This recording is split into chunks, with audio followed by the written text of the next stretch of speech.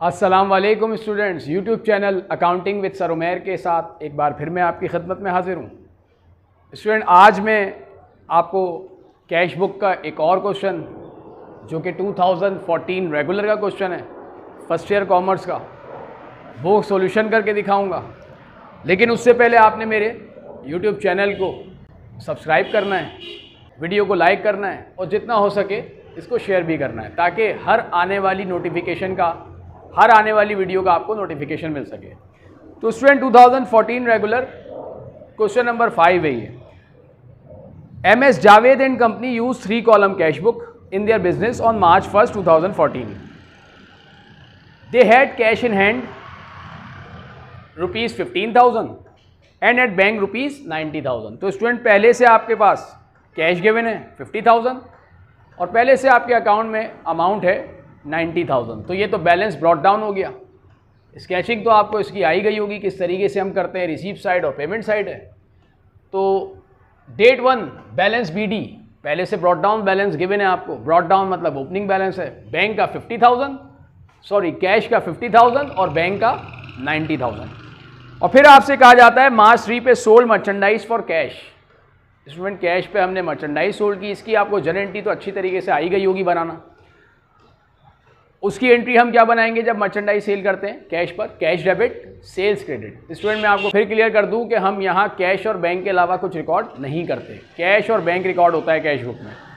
तो cash debit हो रहा है, ये कैश का डेबिट कॉलम है, यहाँ पर आपने अमाउंट लिख दिया 36,000 और इसके क्रेडिट पे जो अकाउंट था वो था सेल्स का अकाउंट। वो सेल्स का अकाउंट आपने पर्टिकुलर्स में लिख दिया रिसीव साइड पर। नेक्स्ट फिर हमसे कहा जाता है कि 24,500 का हमने चेक रिसीव किया यूनुस से, जबकि हमें टोटल जो अमाउंट लेना था वो 25,000 लेना था और चेक हमने सेम डे डिपॉजिट भी कर दिया बैंक में। तो स्टूडेंट जब आप चेक बैंक में डिपॉजिट कर देंगे तो आपका बैंक अकाउंट इंक्रीज हो जाएगा, बैंक एसेट है, एसेट बढ़ जाएगा और एसेट बढ़ता है तो हम उसे रूल्स के मुताबिक डेबिट रिकॉर्ड करते हैं।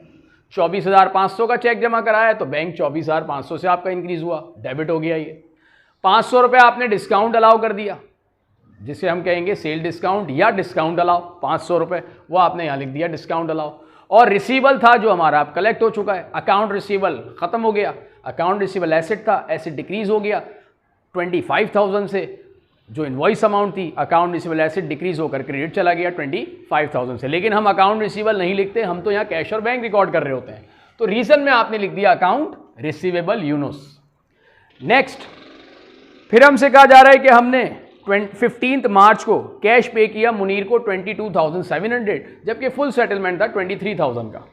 इसका मतलब ये हुआ कि हम अपनी लायबिलिटी ख़त्म कर रहे हैं और लायबिलिटी जब ख़त्म करते हैं तो हम उसे अकाउंट्स पेबल, सप्लायर को जब हम पे करते हैं हम उसे रिकॉर्ड करते हैं अकाउंट्स पेबल। लायबिलिटी ख़त्म हो गई, अकाउंट पेबल कम हो गया, अकाउंट पेबल लायबिलिटी थी कम होकर डेबिट चली गई 23,000 जो इनवॉइस अमाउंट है। जबकि कैश पे कर रहे हैं हम 22,700, कैश एसेट है, एसेट डिक्रीज हो गया तो क्रेडिट चला गया 22,700 से 300 आ गया। इसमें आपका डिस्काउंट रिसीव, क्योंकि हमने यहाँ पर अब डिस्काउंट रिसीव किया है 300 का। और रीज़न लिख दिया हमने अकाउंट्स पेबल मुनीर, क्योंकि हमारी लायबिलिटी ख़त्म हो गई। ये अकाउंट अगर एंट्री बनाएं तो अकाउंट्स पेबल डेबिट जा रहा होगा 23,000 से, कैश क्रेडिट हो रहा होगा 22,700 से और 300 का हम डिस्काउंट रिसीव या जिसको आप परचेज डिस्काउंट भी कह सकते हैं, ये भी क्रेडिट पर जाएगा। लेकिन मैं फिर एक बार क्लियर कर दूं कि हम कैश के अलावा और कुछ रिकॉर्ड नहीं करते। हमने अकाउंट्स पेबल यहाँ रिकॉर्ड नहीं किया, हमने रिकॉर्ड कैश किया है, वो उसका रीज़न है accounts payable. Next cheque Yunus का डिसऑनर कर दिया बैंक ने, बैंक ने पेमेंट देने से इनकार कर दिया। इसका मतलब जो बैंक इंक्रीज हो गया था हमारा वो बैंक दोबारा डिक्रीज हो जाएगा। बैंक एसेट है, एसेट डिक्रीज होगा तो क्रेडिट चला जाएगा 24,500 से, 25 से नहीं, क्योंकि चेक भी हमने 24,500 का डिपॉजिट किया था तो बैंक भी 24,500 से क्रेडिट हो जाएगा।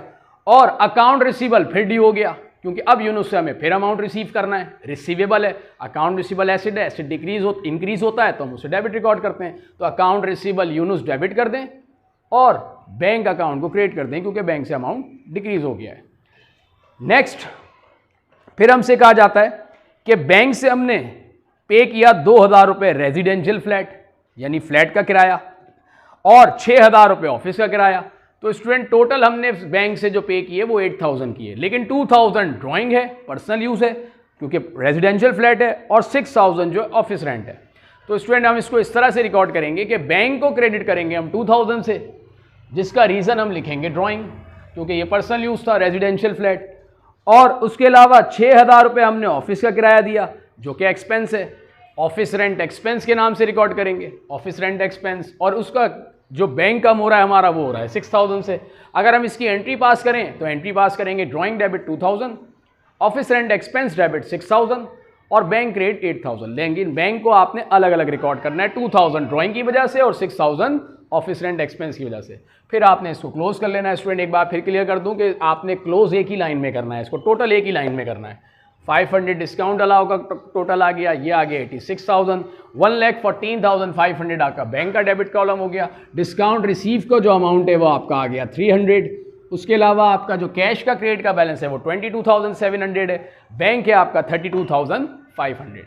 अब इसको बैलेंस करेंगे हम कैश और बैंक के कॉलम को, तो कैश आपका 86,000 है डेबिट साइड पर, क्रेडिट साइड पर है 22,700। तो जो इसकी बैलेंस है वो 63,300 है, जो आपने यहाँ पर लिख दिया। इसी तरह से 1,14,500 बैंक का टोटल है, बैंक का क्रेडिट्स कॉलम है 32,500, वहाँ कमी है 82,000 की, वो लिख दिया। इसको आपने नाम दिया बैलेंस कैरिड डाउन और मंथ की लास्ट डेट डाल दी, जो कि मार्च का मंथ 31 का होता है।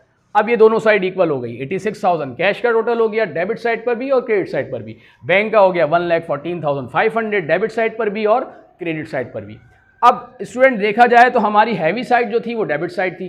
कैश हैवी था हमारा 63,300 से और बैंक हैवी था हमारा 82,000।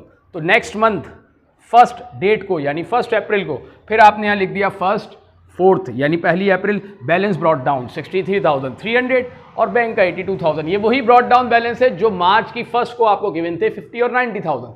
इसी तरह से ये इसके ब्रॉट डाउन बैलेंसेज हो गए। उम्मीद है स्टूडेंट आपको ये कॉन्सेप्ट क्लियर हो गया होगा। नेक्स्ट वीडियो तक के लिए मैं आपसे फिर इजाज़त चाहता हूँ। आपने मेरे YouTube चैनल को सब्सक्राइब करना है ताकि नोटिफिकेशन आपको मिल सके। आगे मैं इसके मज़ीद आपको प्रॉब्लम सॉल्व करके दिखाऊंगा। तब तक के लिए मैं आपसे इजाज़त चाहता हूँ। अल्लाह हाफ़िज़।